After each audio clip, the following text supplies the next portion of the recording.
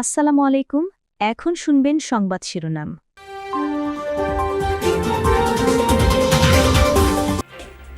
Israel যুক্তরাষ্ট্রের যৌথ হামলায় ইরানে ব্যাপক ক্ষয়ক্ষতি, পার্শ্ববর্তী দেশগুলোয় মার্কিন স্থাপনা লক্ষ্য করে পাল্টা হামলা তেহরানের।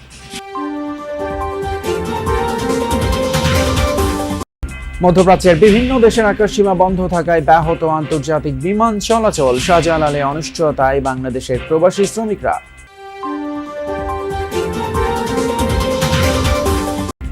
বিরোধী দল জামায়াতে ইসলামের ইফতারে প্রধানমন্ত্রী তারেক রহমান বললেন, রাজনৈতিক দলগুলো কাজ করবে মানুষের ভাগ্য পরিবর্তনে। রাজনৈতিক তর্ক বিতর্কের মাধ্যমে সংসদ হবে প্রাণবন্ত, এনসিপির বর্ষপূর্তির ইফতার আয়োজনে আসা স্বরাষ্ট্রমন্ত্রীর ফাঁসিবাদের বিচার দাবি নাহিদ ইসলামের। এতক্ষণ শুনছিলেন সংবাদ শিরোনাম, এখন শুনবেন বিস্তারিত। 3 যুগের ইসলামী শাসনকে উৎখাতের লক্ষ্যে ইরান জুড়ে হামলা শুরু করেছে যুক্তরাষ্ট্র এবং ইসরায়েল। স্থানীয় সময় শনিবার সকালে বিমান এবং যুদ্ধজাহাজ থেকে ছোঁড়া হয় একের পর এক মিসাইল। সর্বোচ্চ ধর্মীয় নেতা আয়াতুল্লাহ খামেনি সহ দেশটির শীর্ষ নেতাদের অবস্থান ছিল টার্গেট। 2টি স্কুলে চালানো হামলায় প্রাণ গিয়েছে 87 জন শিক্ষার্থীর। রাতের মধ্যেই খামেনিকে উৎখাতের ঘোষণা দিয়েছেন মার্কিন প্রেসিডেন্ট ডোনাল্ড ট্রাম্প। একযোগে বিস্ফোরণ তেহরানের বেশ কয়েকটি স্থানে। শনিবার স্থানীয় সময় সকাল 10টা নাগাদ মুহুর্মুহু এই ক্ষেপণাস্ত্র হামলা চালিয়েছে ইসরায়েল ও যুক্তরাষ্ট্র। প্রথম দফায় অন্তত 30টি স্থান টার্গেট করে চালানো হয় হামলা। সর্বোচ্চ নেতা আয়াতুল্লাহ আলী খামেনি সহ সিনিয়র নেতারা ছিল হামলার লক্ষ্য। এরপর আরও কয়েক ধাপে হামলা হয়েছে অন্তত 5টি শহরে। দক্ষিণ ইরানের একটি গার্লস স্কুলে হয়েছে ভয়াবহ হামলা। এই অভিযানের নাম রোরিং লায়ন দিয়েছে ইসরায়েল। খামেনি প্রশাসনের পতন না ঘটানো পর্যন্ত হামলা চালিয়ে যাওয়ার ঘোষণা দিয়েছেন প্রধানমন্ত্রী বেনিয়ামিন নেতানিয়াহু। এদিকে যুক্তরাষ্ট্র তাদের অভিযানের নাম দিয়েছে অপারেশন এপিক ফিউরি। ইরানের বিরুদ্ধে যুদ্ধ ঘোষণা করে আইআরজিসি সহ সব সশস্ত্র বাহিনীকে অস্ত্র সমর্পণের জন্য আজকের দিন পর্যন্ত সময় বেঁধে দিয়েছেন মার্কিন প্রেসিডেন্ট ডোনাল্ড ট্রাম্প। গত 2 মাস ধরেই ইরানে হামলার হুমকি দিয়ে আসছিল যুক্তরাষ্ট্র। এর মধ্যেই পারমাণবিক কর্মসূচি নিয়ে চুক্তির লক্ষ্যে মার্কিনীদের সাথে বৈঠকে রাজি হয় তেহরান। সেই কূটনৈতিক তৎপরতা চলাকালীনই চালানো হলো এই চিরবৈরী 2 শত্রু রাষ্ট্রের হামলার জবাব দিতে অপারেশন ফতেহ খাইবার শুরু করেছে ইরান। একদিকে তেল আবিব, হাইফা সহ ইসরায়েলের গুরুত্বপূর্ণ অঞ্চলগুলোয় ছোড়া হয়েছে মিসাইল। অন্যদিকে সৌদি আরব, সংযুক্ত আরব আমিরাত, কাতার, বাহরাইন এবং কুয়েতের ভূখণ্ডে থাকা মার্কিন ঘাঁটিগুলো ছিল এদিকে মধ্যপ্রাচ্যগামী 28টি ফ্লাইট বাতিল করা হয়েছে বাংলাদেশ থেকে। যেসব ফ্লাইট বাতিল হয়েছে সেগুলোর যাত্রীদের জন্য রাতে থাকার ব্যবস্থা করা হয়েছে বলে জানিয়েছেন প্রবাসী কল্যাণ ও বৈদেশিক কর্মসংস্থান মন্ত্রী আরিফুল হক চৌধুরী। রাতে হজরত শাহজালাল আন্তর্জাতিক বিমানবন্দরের ভিআইপি লাউঞ্জে মন্ত্রী জানান, আরও কোনো ফ্লাইট বাতিল হলে সেসব যাত্রীদের থাকার জন্য ব্যবস্থা করা হবে। জানান 850 জন মানুষ থাকতে পারবে এমন ব্যবস্থা আছে সিভিল এভিয়েশন এবং প্রবাসী কল্যাণ মন্ত্রণালয়ের।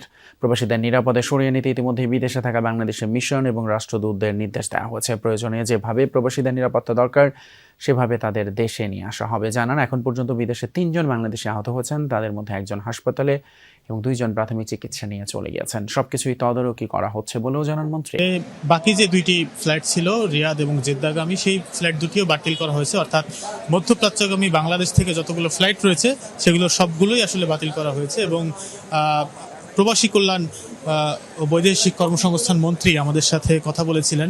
তিনি যেমনটি জানিয়েছেন যে এখন পর্যন্ত 850 জন যাত্রীর জন্য তারা থাকার ব্যবস্থা করেছেন এবং যতজন যাত্রী এই যেসব ফ্লাইটগুলো বাতিল হয়েছে সেই ফ্লাইটে যেসব যাত্রী তারা বাড়ি ফিরতে পারছেন না বা পারবেন না, তাদের থাকার জন্য কিন্তু তারা ব্যবস্থা করবেন। এবং এখানে একটা হেল্প ডেস্ক রয়েছে, সেই হেল্প ডেস্কের মাধ্যমে তারা যে যাত্রীরা রয়েছেন তারা সরকারের যে থাকার ব্যবস্থা সেইখানে থাকতে পারবেন বলে জানিয়েছেন। এবং বারবারই বিমানবন্দরের ভেতরে এটি মাইকিং করা হয়েছে, এখনো হচ্ছে।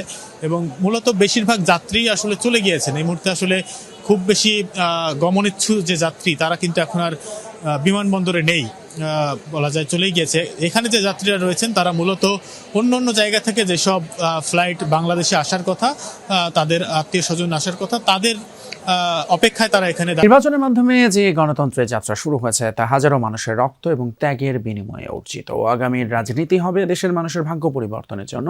জামায়াতের ইফতার অনুষ্ঠানে যোগ দিয়ে মন্তব্য করেছেন প্রধানমন্ত্রী তারেক রহমান। একই অনুষ্ঠানে বিরোধী দলীয় প্রধান ডক্টর শফিকুর রহমান বলেন, এবারে সংসদ হবে প্রাণবন্ত, সরকারকে সহযোগিতার পাশাপাশি জনগণের অধিকার রক্ষায় শক্তিশালী ভূমিকা পালন করবে জামায়াতে। দেশের রাজনৈতিক ইতিহাসে প্রথমবার বিরোধী দলের ইফতার অনুষ্ঠানে প্রধানমন্ত্রী। নতুন বাংলাদেশে রাজনৈতিক সৌহার্দ্য আর সহাবস্থানের জানান দিতেই জামায়াতের আমন্ত্রণে সাড়া দিলেন সরকার প্রধান।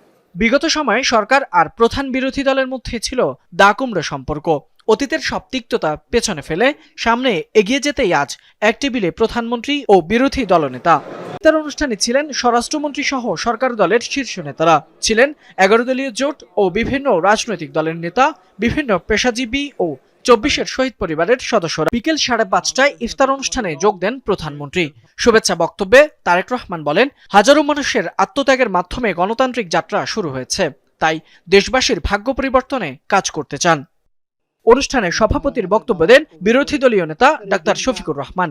এবারের সংসদ কারো চরিত্র হননের কেন্দ্রবিন্দু হবে না জানিয়ে ডাক্তার শফিকুর রহমান বলেন, পার্লামেন্ট হবে প্রাণবন্ত। গণতন্ত্রের পথকে মসৃণ করতে রাজনৈতিক দলগুলোকে ঐক্যবদ্ধভাবে কাজ করতে হবে বলেও জানান বিরোধী দলীয় নেতা। রাজনৈতিক মত পার্থক্য কিংবা তর্ক বিতর্ক থাকলেও জাতীয় স্বার্থে সংসদকে প্রাণবন্ত করা হবে বলে জানিয়েছেন স্বরাষ্ট্রমন্ত্রী সালাউদ্দিন আহমদ। সন্ধ্যায় এনসিপির প্রতিষ্ঠা বার্ষিকী এবং ইফতার অনুষ্ঠানে তিনি বলেন, জাতীয় সংসদ হবে আলোচনার কেন্দ্রবিন্দু। এ সময় এনসিপির আহ্বায়ক নাহিদ ইসলাম বলেন, ফ্যাসিবাদের বিচার না হলে যে কোনো সময় আবারও মাথাচাড়া দিয়ে উঠতে পারে স্বৈরাচার। 2025 সালের 28 ফেব্রুয়ারি আত্মপ্রকাশ ঘটে গণ অভ্যুত্থানে নেতৃত্ব দানকারী তরুণদের রাজনৈতিক দল জাতীয় নাগরিক পার্টি এনসিপি।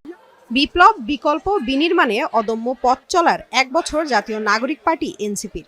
বর্ষপূর্তি উপলক্ষে ইফতার মাহফিলের আয়োজন। ইফতার মাহফিলে এনসিপিকে শুভকামনা জানান স্বরাষ্ট্রমন্ত্রী সালাউদ্দিন আহমদ।